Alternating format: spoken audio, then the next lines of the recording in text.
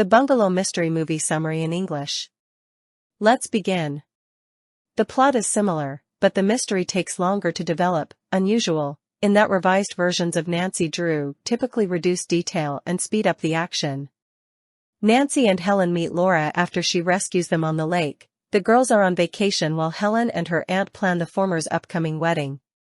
The girls meet Laura's guardians, Mr. and Mrs. Jacob Aborn. More dramatically, bleached-haired Mrs. Aborn arrives at the hotel in disarray after having a flat tire in the same storm that caught the girls on the lake. Nancy finds the Aborns gauche but friendly.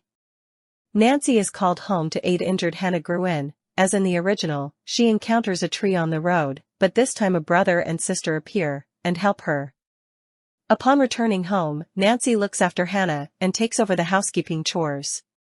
Carson Drew assigns her to investigate a long list of individuals suspected of involvement in investment securities fraud. Nancy tackles this by dressing more maturely, the first time she implements an appearance change to sleuth in the series chronology, and going door to door for charity as a ruse to meet the suspects. This subplot adds time and depth to the story. Laura contacts Nancy surreptitiously to ask for her help, and then escapes from her locked room at the Aborn residence to seek refuge at the Drews.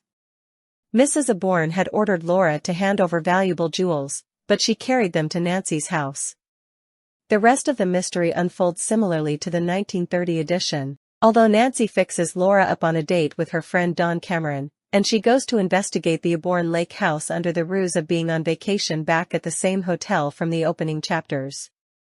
A feature fixture that appears vaguely in other volumes is introduced here. Nancy carries a suitcase in her trunk that contains clothing appropriate for outdoor wear, an evening dress with accessories, and swimwear, plus cosmetics, etc. The main difference in the new edition's final chapters is that the Aborns are acting as imposters together as a couple. Jacob Aborn's wife was on vacation and Stumpy closely resembled Jacob Aborn, allowing for the substitution. They are the couple Nancy couldn't locate in River Heights, who committed the banking crimes her father was investigating.